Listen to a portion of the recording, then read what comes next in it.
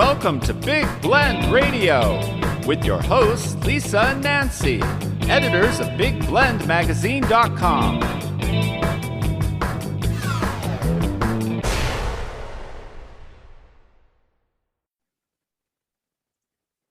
Welcome, everybody. If you pick up a book by award-winning and internationally recognized author Barbara Casey, you know you're in for quite a journey, I should say, a big one, right, Nancy? Barbara is so sweet, and what she writes about, well, you never know. We're very excited to welcome her back on Big Blend Radio's Writers Wednesday show, and she's going to give us an update on some of her past releases, and some of them are actually being made into movies or TV series. But she's also got a new series out that we're catching up on. It's called, now I'm going to say the Fig Mysteries, but it actually stands for FIG. And the mysteries are all about females of intellectual genius. And they're three high-spirited 17-year-olds with intelligent quotients in the genius range. And Nancy's been reading, Nancy, you've been reading The Cadence of Gypsies, the first book. Yeah, because it's gypsies. And you've been like, hey, Barbara wrote this. Can you believe Barbara wrote that? So, everyone, I encourage you to go to Barbara's website. It's BarbaraCaseyAuthor.com, and that's CASEY, BarbaraCaseyAuthor.com. Welcome back, Barbara. It's been far too long. How are you? Oh, thank you. Thank you so much. It's great to be with you again. I've missed you.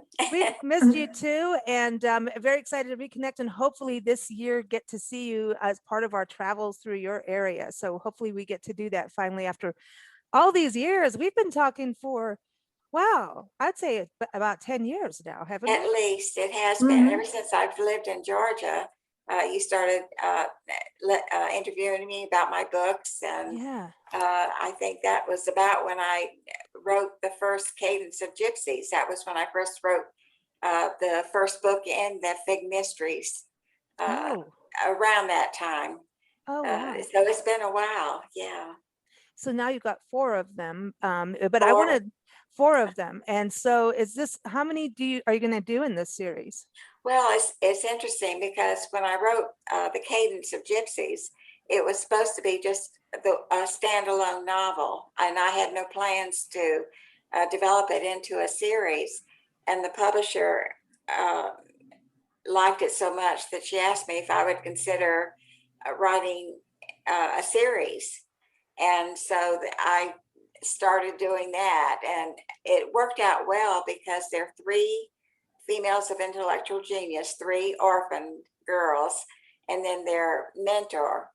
And so it worked out that each book focuses on each one of the young women and the mentor, and they all are in search of their birth parents, trying to find out why they were placed in an orphanage, and why they are so different, why they have IQs in the genius range, and that genius in each one of the young women is focused on a particular ability.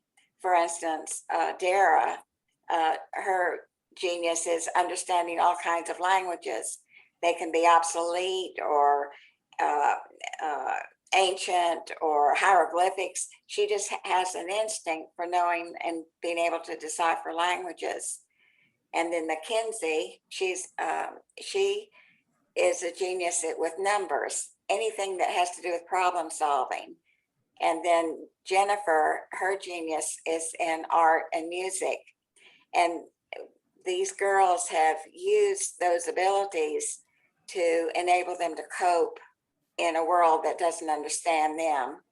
And it has been a lot of fun writing about. But then after I finished book 4, which is The Nightjar's Promise, which is Jennifer's story, my publisher came back to me and asked me if I would expand the series. She wanted more books. And so that's what I'm working on, book 5 now. And I think the readers are going to be pleased with the way I have brought in their past experiences into this new level of what they're doing. It's just been a real journey for me to write these. So I have to ask you about the cadence of gypsies and the pruning of the headmaster. Right. See, I'm going, this is like, you never know what you're going to, read from Barbara. I mean, she's, written like from Catherine Kelly, who, Machine Gun Kelly's wife, to Right. this pruning. She actually called a friend to tell him about this. You're not going to believe what Sweet Barbara wrote, because he actually follows you too. I shouldn't say actually, he follows, he's heard your very first interview with us. And so Oh my goodness. Nancy's like, do you know what she did? I'm reading, I'm like, Barbara. Barbara. That's all I keep hearing. Nancy's reading is Barbara. Where did this come from? Well, one of the things about the girls is, they're so brilliant, and they're so far more intelligent than their professors at the orphanage and academy. And so in order to relieve tension, they call it their inspiration, creativity. They'll do things that are just horrible. Either on campus, they'll destroy something, or they're just young girls that are trying to relieve some tension. And the headmaster has a prize bush that he has just nursed since it was just a tiny thing, and grew it into this big, fabulous, almost a tree. And usually in the middle of the night is when the figs would go out and do their creativity. And so they prune the thing and into a phallic symbol.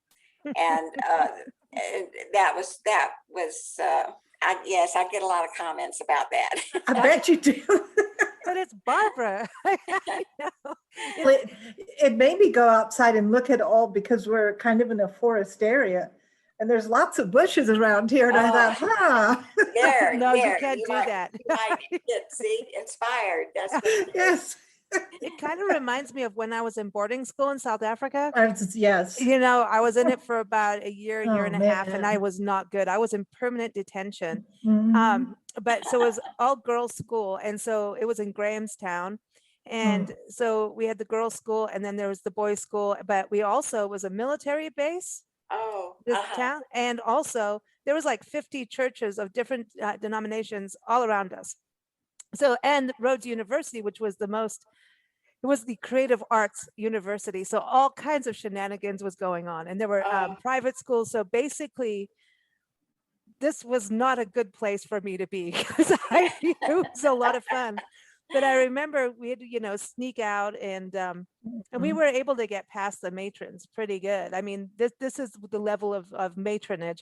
I cut my leg shaving and really sliced it open. It's about a foot long scar that I have. Oh my goodness. Blood's gushing out. I go downstairs, and the matron gave me a Band-Aid and cough medicine. So now when you see that, you know that shenanigans happen. And one night, so the boys' school came over, and it was like 2 a.m. We used to brew pineapple beer up in the rafters.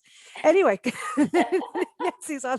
Anyhow, all I can tell you, shenanigans happen. And I remember this one guy we all knew, he climbed up the wall. I mean, this is a historic, building with, brick building, like a mansion, it looked like a hospital, actually. He climbed up the gutters, and he took a palm tree frond and put it in the back of his pants. So he looked like a peacock going up the wall to his girlfriend's room. It was hysterical. But anyway, it was the pineapple beer. There was a lot of phone calls from the headmaster. And I was told, you need to come and talk to your daughter. You need to come and talk to Or you can't, and then once they put me in permanent detention, I left every single day, and nobody knew how I did it. And I just said, you don't sign the book. You do not sign the book saying you're going out, because then they know you went out, and you're only allowed out for so many minutes a day or whatever, or 3 times a week. I can't remember. And I was just like, if you don't sign the book, they'll never know. How do they know when a person walks off campus? Yeah, but this was, Lisa wanted to go to this school because of all her friends. And it wasn't something that I was really in favor of. And then I thought, hey, it gives me a break. So not true. I'm not a genius, but the characters in the story of these girls kind of I think Yes. this is something that women and young women can relate to and connect with. And also looking for birth parents, that's something emotional Mhm. too. That's you've put quite a few things in the bag for them to go through emotionally, and then, also to have the smarts, the genius ability. That's something that's hard to handle too, I think. It is that they had so much going on, and so much to deal with. And it's interesting because most of the readers that I have heard back from have been adults. I have heard back from a lot of young adults, but the majority have been adults that have enjoyed reading the Fig Mysteries. I don't. I think because Carolina, who is the teacher mentor to the girls, she carries a big role in each of the books. But it's just, I think the storylines themselves are interesting enough for adult readers. Oh, yeah. I do a lot of research, so everything that is in the books, the places where they go, the things that they discover and solve are based on true facts. And I think that probably makes it interesting for adult readers as well. Well, I think that this could be a TV series, and I think the headmaster should be Harrison Ford. Well, now that's a good idea. Oh, I would love that. I would love that. Well, it sounds like a good Netflix series or It Hulu or does. whatever. You know what I mean? Right, it would. I know. Well, the William Morris Agency out in Hollywood, they are representing me for the movies and TV series that I've already been optioned for. And they have this series, so I'm hoping that maybe they'll Oh, find cool. some interest in it, because I just love these girls. When I wrote The Nightjar's Promise, it was with the idea that it was going to be the last book in the series, and I literally cried for days. I missed those girls because they've been a part of my psyche for so long now, and just experiencing all the things that they experienced and trying to find the truth about their parents and just all the problems that they had. And I really was going to miss them. And so I was really pleased when the publisher contacted me about expanding the series. So That's awesome. And I think especially writing series, and it's women, and I love that you're doing it where they have brains, and it's something that Right. you always write a lot about women. I think all your books are women, and girls. I try to pick out the strong ones, like you mentioned Catherine Kelly, and Yeah. she was. Now these are adult nonfiction books, the Catherine Kelly book and the Beverly Dickinson. She was another one that I wrote about, and of course Asada Shakur, which is a different. Again, that's a nonfiction adult book, but I try to focus on strong women. And also in the series, the mystery series, I wanted the girls to be able to solve the problems and not have some adult swoop in and fix it for them. And I think that's made a big difference too in their popularity. Yeah, it's just because it's important to show that women have smarts. And it's like in movies and everything, how many times it's getting a lot better. I need to say that, because we're getting a lot more women who are directing and writing, and like with what you're doing and producing. But it used to be so much of the girl may have a little bit of brains, you can't get past it, and then if they're running through the woods, they're going to fall down in high heel shoes, and I'm sick of that. Yeah. And because it's not always true. I mean, look at Catherine Kelly. She might wear high heels, but I know she would. Yeah. Not if she's running. but she knows how to run and kick someone. She has she'll get everybody to go and save her. That's how she ran the roost. Catherine, I think I told you this, maybe on social media somewhere, but we stayed at Botger Mansion. It's in downtown Albuquerque, right off Route 66 and right there at the plaza. And the Botger Mansion had all these people stay there. It's rumored like Janis Joplin, Elvis Presley. And then they said Machine Gun Kelly, or it's Catherine Kelly, one of the Kellys, or the whole clan. And I'm like, no way. I wanted to call you right there. And I'm like, no way. Which room? Which room? Where's Catherine? Oh my goodness. Wow. Yeah. Well, I mean, of course, they traveled all up and down trying to escape from the law and so it doesn't surprise me that she did stay there. My goodness. I was That's cool. thinking about you when we were traveling through, we were doing that whole Oklahoma, Arkansas, Texas, there's that whole quadrant where they used to travel, Louisiana. It's like the That's same thing as the right. Dillingers and what's her other name? Bonnie and Clyde. Am I getting their names right? Bonnie and Clyde and Yeah, they that's were right. all And the Barkers, the Barkers. all That's of it too. uh-huh. They were all in that. Well, they were all connected, right? Too. And That's right. They all knew one another. yeah, and driving around those woods, Nancy and I have ended up in some weird backwoods areas, haven't we? Especially Alabama for some reason. Like we almost Lisa, where was it that we were in the woods and we found a tombstone, a grave in the woods? Yeah, we found a "Whoa." cemetery in the middle of the Yeah, woods. It was but it's in weird. Alabama. I don't Yeah. know. We end up in odd places. This is why we don't drive an RV, because if it's we end up on weird roads and finding weird things. But as we were driving around those areas, you think about all the moonshiners and the bootleggers, and That's then right. that brings me to, I wonder if Catherine Kelly came through this. You're in that area. So when you're driving through is the nature, and then there's the typical tourism things, but when you get off in the backwoods, there's that feeling of It's weird. you can feel you just kind of feel that presence of, That's right. it's wild. And Georgia too. We found this big shovel in the desert, and we're like, so let's go look and see if there's a grave, because our minds automatically went, okay, why is the shovel out here in the desert? And it was not so far, it was in 29 Palms.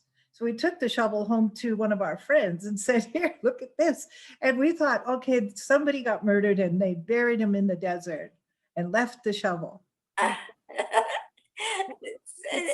It's odd. Well, our friend's sister, she's also a friend of ours. Whenever she goes walking out there, she finds money. She's found a diamond necklace recently. My goodness. She finds, well, people do dump stuff in the desert, but she finds stuff. So what happens if the necklace comes from the body where the shovel was? The shovel is. Oh. Ooh. Uh-oh, we took the evidence.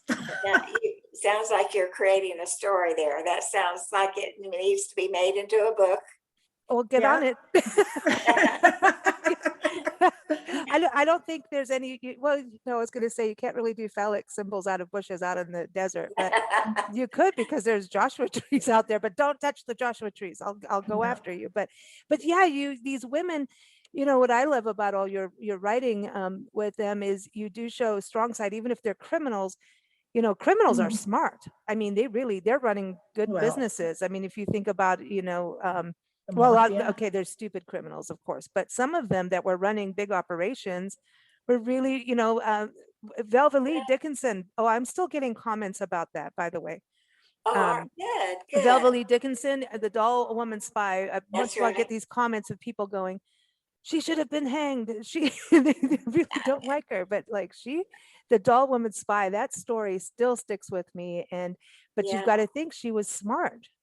She was a strange woman, and she never did really admit to being a spy. She never did show any remorse, but I think she received punishment that was of her own making, because when she was finally released from prison, she just disappeared. She made one more contact with the Kennedys, but then she just disappeared, and I think she just didn't want to have any association with people. And, whether she was ashamed, but I don't think she was. I don't think she was built that way. I think she just was angry with the world.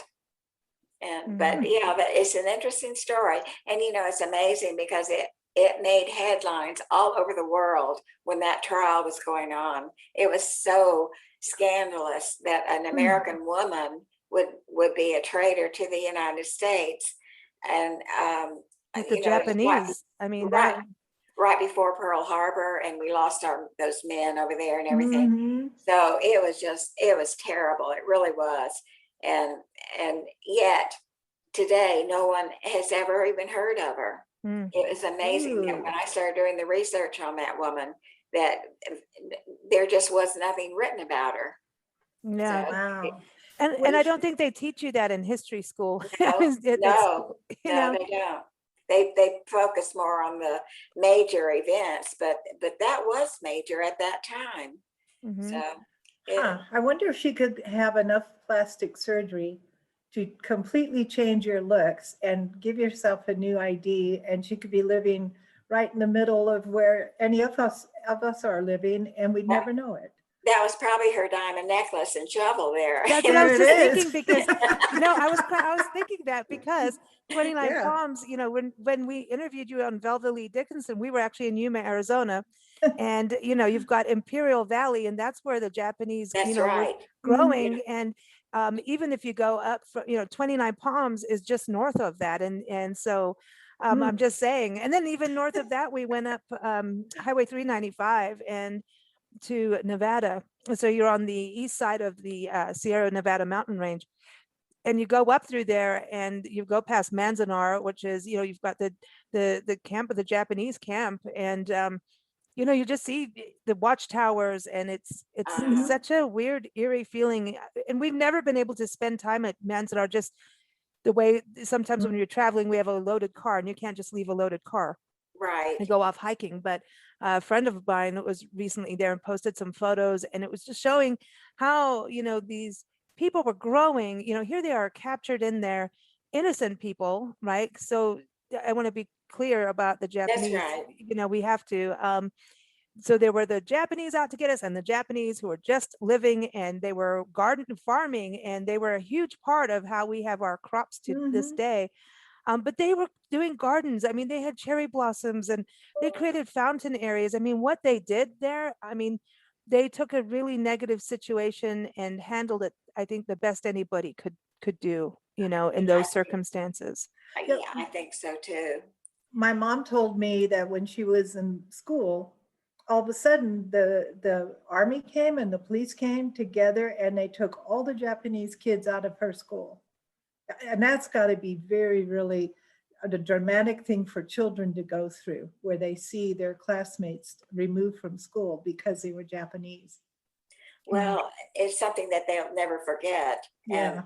And the Japanese children, I'm sure that impacted them forever, their entire lives. It's war, and every time there's a war involved, there's so many bad things that happen to the innocent as well as the people that deserve it. So it's unfortunate. Yeah. Wow. It's interesting how you find these women. And I want to go back to Asada Shakur, a 20th century escaped slave. You want to remind it? Before we do that, Velva Lee, isn't that becoming a movie? It's been optioned. Yes, it has been optioned. Okay. And, go ahead. And of course, Catherine Kelly was optioned also, and Asada Shakur has been optioned. Wow. Good Man, for you. You go, girl. I love this. I love this. So Asada Shakur, can you remind everyone about her? Because she also made headlines, but not necessarily that people know about her today. Some people really do, and some people... That she has a big impact on today's society. The Black Lives Matter. Yes. They start all their meetings with something that Asada Shakur said. They just still hold her in reverence almost, because she stood up for what she believed, whether or not you agree or not. She stood up for what she believed and made such an impact on the African American society, helping them to advance their cause and just making their cause known to everyone, to try to give them a better understanding of what was going on. You don't necessarily have to approve of her methods, but she did what she believed in, and she stood up for it. She was dedicated. It's interesting because even when you look at just the whole, like the Black Panthers, Right, right. people, it's they brought out the first school lunch programs. They did so many good things That's and right. it's like a Medical balance of things. understanding. Yeah, Yeah. I think there's just such a lack of understanding about everyone. And definitely, our Black families here have been impacted for years, and it's coming to a head now. It's we just, as we record this, yesterday we aired an interview with American Forests, and they did a intent, like they figured out the tree cover across the country. And we know it's important to have as many trees planted as possible for good air. It helps with jobs and that kind of thing. Right. But it's really the air quality, and helps with climate change and to cool down neighborhoods. We're seeing temperatures in areas like Oregon that are higher than the desert. It's ridiculous. So Oh, we have these issues, uh-huh. and then they did this big, I mean, it's really, you can see it on the map. It's there. They basically satellite, got this whole big picture. You can go on treeequityscore.org. I still remember this. It's so fresh.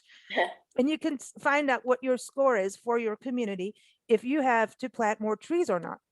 And what they discovered is that the places with less trees are places with people of color, and places where people are not doing well financially and need help Well, financially. So low it's income housing. yeah, low income housing areas, you get no trees.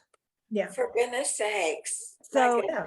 and at that time, if you think about health and quality of life, if you Right. can't sit under a shade, who doesn't love to sit with a good book and a picnic under a big old shade tree, Right. Right. Right. So it's Instead of surrounded by concrete or blacktop. exactly. That's not healthy. And then the breathing part of it, so it's just, we have so many, like, that's one part of it. So these stories that get out, and it really helps highlight the issues that are there. But it just, hopefully we can as a country come together and be nicer to each other. I wish that would happen. I do. I think people have lost respect for one another, for things, for property, and for lives. And it's something we all need to improve on that. We really do. Just show respect for one another. Yeah, I think Asada Shakur is a really good example of that. You may not like this part, but have a look at what's there. You can't. Right. Right. And I think even politically, we've gotten to this way of like, oh, if you're that, well, then everything you believe in is stupid. You know what I mean? So Well, that's alrighty then. that's where we've come to as a society, and it's not just this country, I have to say. Well, when I wrote that book, I went in with the idea that I wasn't going to judge. I just wanted to present.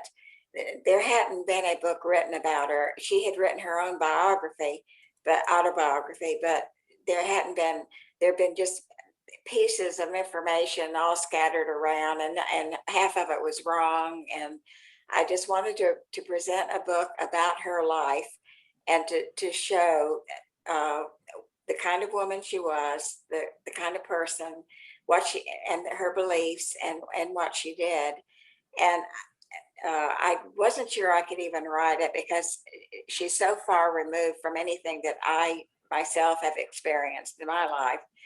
And I was doing research and came across this information about when she was a little girl, she would go to a beach in North Carolina and sit on the back of her grandfather's pickup truck and read books. And her grandparents would take her once a week to go and get books to read. And all of a sudden, the image of that filled my mind, because I used to do that with my two daughters. We would go to a beach in North Carolina and take our reading books, and we'd sit and read books. And so that gave me a connection to her. As I know it doesn't make sense, but it did. That, I think, that humanized her for me, and so that I could relate to her as a woman and to as a person. And that's what gave me the courage to write her story. And I remember that. Yeah, I remember that part in the book. I remember that, because you're humanizing her.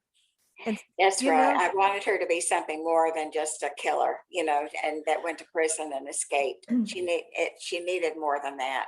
she deserves more than that. And I think the biggest compliment I ever received for that book was her daughter contacted me and and said that she liked what I had done. And when I heard that, I felt, all right, good. If it's good enough for her, then I feel like I've done my job. I've done a good job. So awesome. that was nice of her to do that. I love it. I love it. And so, all these stories ending up being optioned out. This is exciting. Another book is The Coach's Wife. Now that's something Nancy and I have not read, but this is about, it's The Coach's Wife. So this has to do with basketball. Who knew you'd be doing this too? This is my one and only R-rated book. So beware, be forewarned. The phallic symbol, believe me, is nothing. The phallic symbol and the fig's mystery is nothing compared to. I'm sorry. But no, it's a great mystery, and I got a lot of compliments. In fact, it won some kind of an award for being the most suspenseful book of fiction. So it has a lot of suspense in it, good mystery, good characters, and if nothing else, read the introduction, because it'll explain why I felt competent to write about the NCAA men's basketball and that tournament. Is this something for men and women to read? Oh, yes. Okay. Yeah. Excellent. Nancy and I don't know much about sports. We try. Yeah. And it doesn't matter. You'll enjoy the mystery of it, if nothing else. Cool. That's it. So The Coach's Wife, that's out now too. So I know you're working on the next Fig mystery, but do you have any other nonfiction coming out, or anything else you're working on, or do you work on one book at a time? I work usually on one book at a time. It takes so much focus for me. I know other people can do maybe 2 books or 3 at a time, but I don't work that way. And plus, I just do so much research on each one of my books, even the novels, that it just takes all my focus. So for now, I'm working on book 5, and I do have a couple of more adult novels coming out that are. They've been picked up by a new publisher, and so they'll be coming out after the first of the year. And so, I'm staying pretty busy. Wow. Well, I'm going to be busy because I got to read all the Fig mysteries. Nancy can't hoard them. I've got to get in there too. Hey, I think Caroline could be, or Meryl Streep could be Caroline. Yes, wouldn't she be great? Oh, yeah, perfect. I love her too. Yeah. All right, so we're breaking it down. Got Tom Hanks. Yeah, here we are. Meryl Streep. We're good. And Harrison Ford. Don't forget Harrison Ford. Yeah, Harrison Ford. Right. Yeah, we have to have him in there. I love it. It's so exciting to see that you just keep persevering with one book after the other, keep winning awards, and you just keep rocking and rolling forward. So, when the next book comes out, you know where to call us. We might be in your neck of the woods. Looking for shovels. And wear the diamond necklace. I know. Well, it's creative. And that's the thing about books.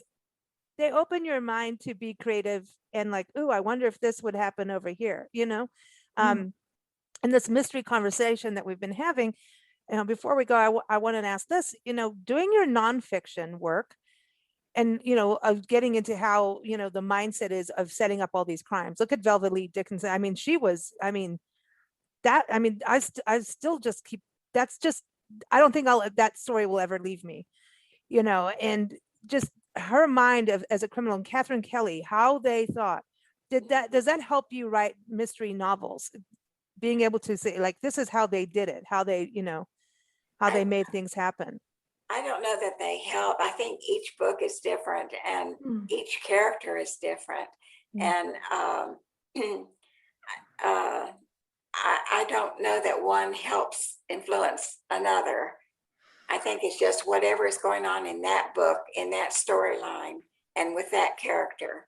And I try to create them all individually and with their own personalities and so forth. And crime itself, the people that commit crimes, they're motivated by different things as well. Right. Yeah, that's true. Going back to the diamond necklace, oh my gosh, shovel. The two people, the one lady who found the diamond necklace is actually sister to the lady that has the shovel. I'm just saying. Well, because every time we see her, she starts telling us, "Oh, I found this today. I found that today." Oh She my found a God. $100 bill. Oh Was it- my. I mean, you set her free in the desert, and she comes back Yeah. with all this stuff, and I'm like, What are people doing out there in the I- desert? I don't You know. I found a suitcase of high heel shoes in the desert. That's true too, yeah. It's funny because people unfortunately dump things in the desert. We've seen an entire sofa and an armchair, Washing machines. washing machines. Oh, Yeah. So it's unfortunate, but it is an interesting, if you want to write a mystery, just standing around in the desert could help. that's right.